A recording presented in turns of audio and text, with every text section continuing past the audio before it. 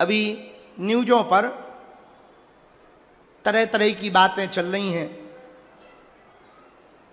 कोई एक छांगुर या छिंगुर बाबा है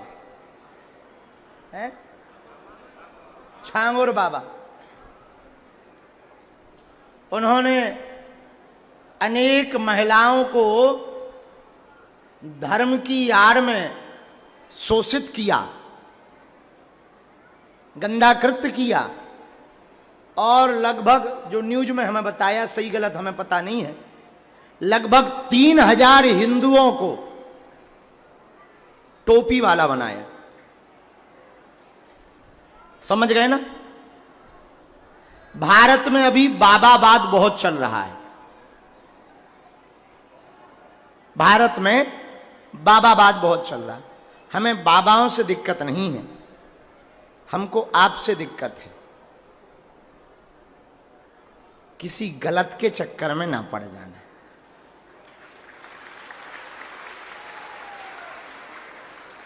यदि गलत परंपरा, गलत संस्कृति, गलत विचारधारा, गंदी मानसिकता के व्यक्ति के संरक्षण में तुम पहुंच जाओगे और उसकी कुंठित मानसिकता होगी तो वो तुमको भी भ्रष्ट कर देगा।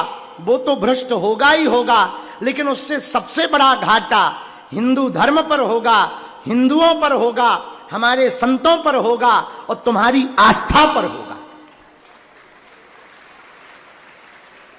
हमने पहले ही दिन या कल एक बात बोली थी कि भगवान करे सब टूटे पर किसी का भरोसा ना टूटे। यदि एक बार भरोसा टूट गया तो बनाना बड़ा मुश्किल है, चाहे वो कोई भी हो। इसलिए हमारी प्रार्थना है, आप YouTube वीडियो देखो, खूब देखो, पर तुरंत निर्णय मत लो। समझकर, सोचकर, इंतजार करके निर्णय लो। भैया हम तो ये कहेंगे तुम बाबाओं के चक्कर में मत पड़ो, बालाजी के चक्कर में पड़ो। मनुष्य तो धोखा दे ही देता है, आज नहीं कल देगा, कल नहीं परसों देगा। इसलिए तुम बाबाओं, और हम ये भी कह रहे, इसका मतलब ये नहीं है कि तुम और बाबाओं के चक्कर में ना पड़ो, हमारे में पड़ो, ये अर्थ मत निकालना। मतलब ये भी है कि तुम हमारे भी चक्कर में मत पड़ो। इसलिए हमने, हमारे गुरुजी ने हमको विशेष आज्ञा देकर सन्यासी बाबा ने कहा कि तुम अपनी पादुका का पूजन नहीं कराओगे। तो हमने ये कल पूछा, कारण बताओ। मंत्र तो दिया है हमने, बहुत अच्छी बात हमारे गुरुजी ने बोली। बोले बेटा तुम अपनी पादुका का पूजन कराओगे तो तुम्हें गुरु होने का अभिमान आ सकता है, बुद्धि विचलित हो सकती है, लोगों का भरोसा तुम पे हो जाएगा। और तुम हनुमान जी की पादुका का पूजन कराओगे तो लोगों का भरोसा हनुमान जी से जुड़ेगा।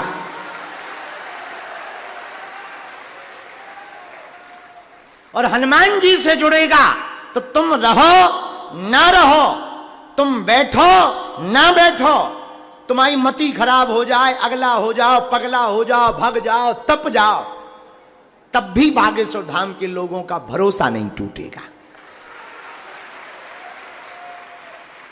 वो भरोसा दृढ़ बना रहेगा। हमें ये बात बहुत अच्छी लगी। हमने बिना विचार किए कहा, गुरुदेव आपने जो आज्ञा दी हम जब तक जिएंगे तन से, मन से, सर्वस्व से आपकी इस आज्ञा का उल्लंघन नहीं होने देंगे। और हमारे गुरुजी फिर बहुत प्रसन्न भये, बोले बहुत अच्छा है।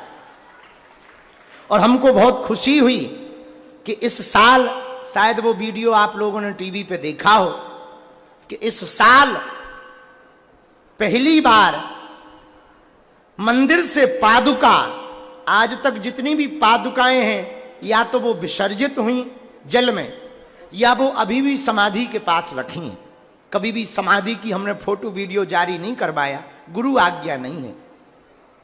लेकिन कई लोगों ने चोरी छुपके से कुछ फोटो पुरानी हमारी वाली बना दी जब हमें ज्ञान नहीं था। तो पहली बार समाधि स्थल से पादुका उठकर शाही सवारी के साथ यहां पर स्थापित हुई। हमारे शिष्य, बालाजी के शिष्य आप लोग हो, तो परंपरा आप लोगों को चलानी है, इसलिए आज हम एक आज्ञा तुम लोगों को दे रहे हैं। हम भले ही ना रहें, मान लो विदेश चले गए, ऐसा मत समझना गलत कि हमें बिल्कुल ही जाना है, नहीं तो कई लोग बड़ा नाराज होते हैं फिर कि आप ऐसा क्यों बोलते हो। तो हम ऐसा नहीं बोल रहे हैं कि हमें मरना वरना है, अबे तो बहुत काम है, ब्याह व्याह करना है। तो मान लो कोई ऐसा उपद्रव हो गया, मति खराब हो गई, कोई बहुत रुष्ट हो गया, देवता नाराज हो गए, तो हम भले ही ना रहें, आज जितने भी चेला बैठे हैं, हमारी आज्ञा है, ये शाही सवारी और पादुका पूजन की परंपरा हम आज से तुम लोगों को सौंप रहे हैं।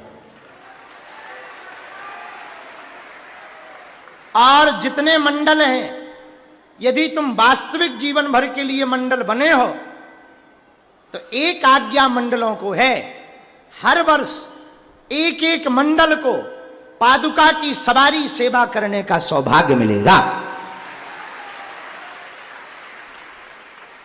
वही मंडल पादुका वहां से लेकर के रथ को सजवाएगा, वही मंडल झाड़ू की बुहारी करेगा, वही मंडल वस्त्र लाएगा, वही मंडल वापस गाजे बाजे के साथ समाधि के पास पुजारी जी के द्वारा रखवाने ले जाएगा। और वही मंडल सुंदरकांड का, और ये सेवा अगले वर्ष से प्रत्येक मंडल को प्रारंभ होगी, और 3 दिन तक जो मंडल का प्रमुख होगा वो 3 दिन तक व्रत रहकर, केवल फलाहार रहकर, 11 दिन का ब्रह्मचर्य का पालन करके, पीली धोती पीला गमछा पहनकर पादुका की पूजा कर पाएगा।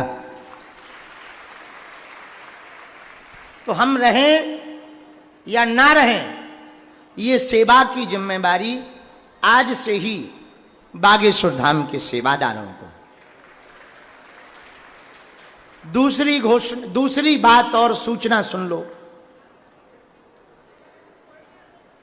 आप लोग ये मत समझना कि हम ऐसी बातें बोल करके कहीं जा रहे हैं। हमारे जाने के बाद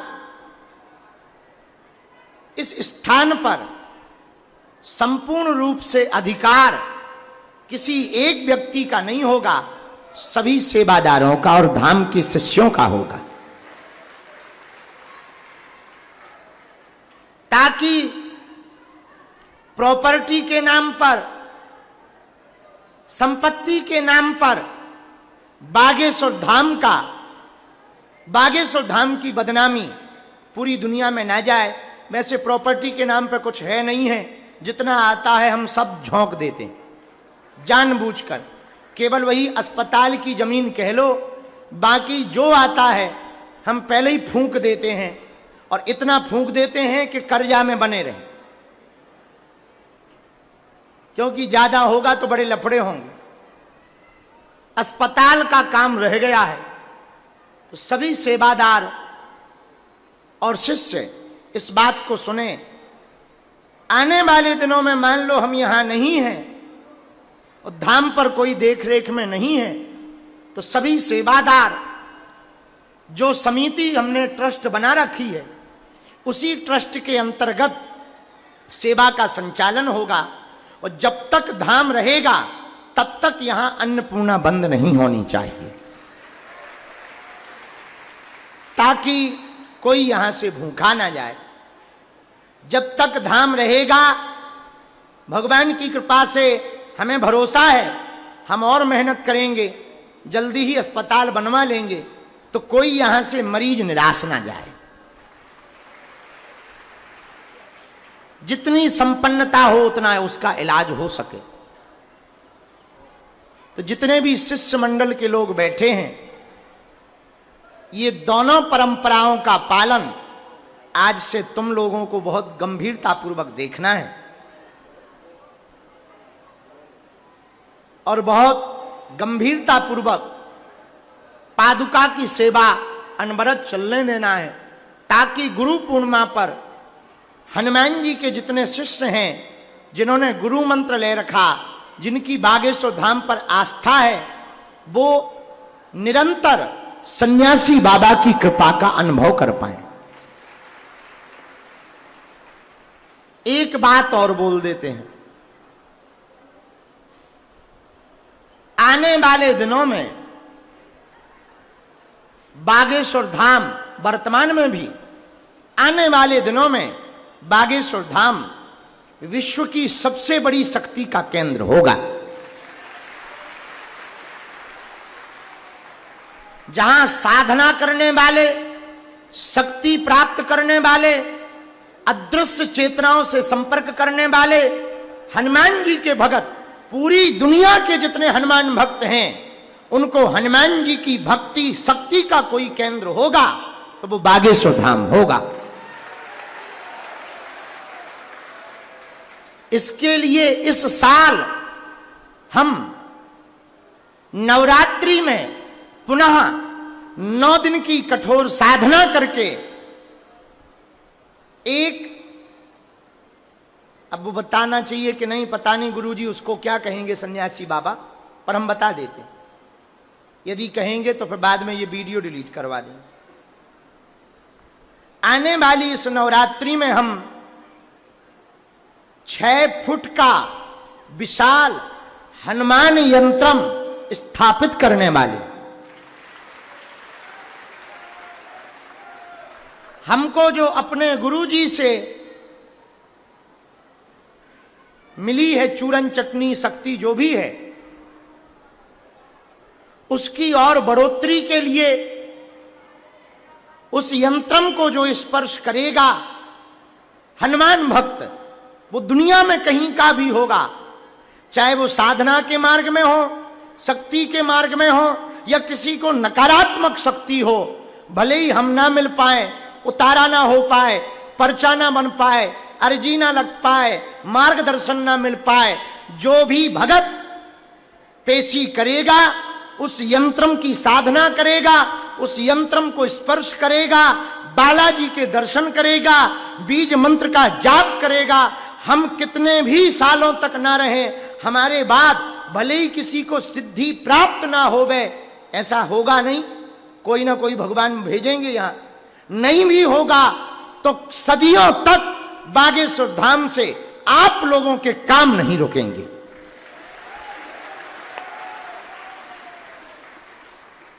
इस बात की व्यवस्था हम इस साल ही करेंगे। इस बार की नवरात्रि 9 दिन की होगी, जो 9 दिन की नवरात्रि होगी, इस बार की नवरात्रि में 9 दिन तक केवल 1-1 घंटे के लिए हम देवी माता की कथा कहने के लिए निकलेंगे, बाकी अंदर रह करके 11 लाख मंत्र जाप हनुमान जी का करेंगे। और उस यंत्रम को स्थापित करेंगे। अब वो यंत्रम कब भगवान आज्ञा, गुरुदेव भगवान आज्ञा, गुरुजी ने हमें जो कहा कल गुरु पूर्णिमा पर, सन्यासी बाबा ने, उन्होंने कहा कि ये बातें तुम आज बोल देना, उनकी कही हुई बातें हम आज बोल रहे हैं, गुरु आज्ञा हम आज बोल रहे हैं। इन बातों पर सभी शिष्य मंडल आज से ही गंभीरता पूर्वक चलना प्रारंभ करे, सात्विकता रहे, और हां, भयभीत ना होना, मुसीबतें आएंगी, आनी ही चाहिए, तुम डरना मत, भयभीत मत होना, निराश मत होना, टूटना मत, थोड़ा स्वयं भी बलवान बनो, भगवान तुम्हारे साथ हैं, बालाजी का हाथ है। जब तक इस धरा धाम पर बागेश्वर धाम है, बागेश्वर धाम के लोगों को कहीं भटकने की आवश्यकता नहीं है। एक अंतिम बात और हम गुरुजी की बोलना चाह रहे। पूज्य गुरुदेव ने कहा, संपूर्ण विश्व के हनुमान भक्तों को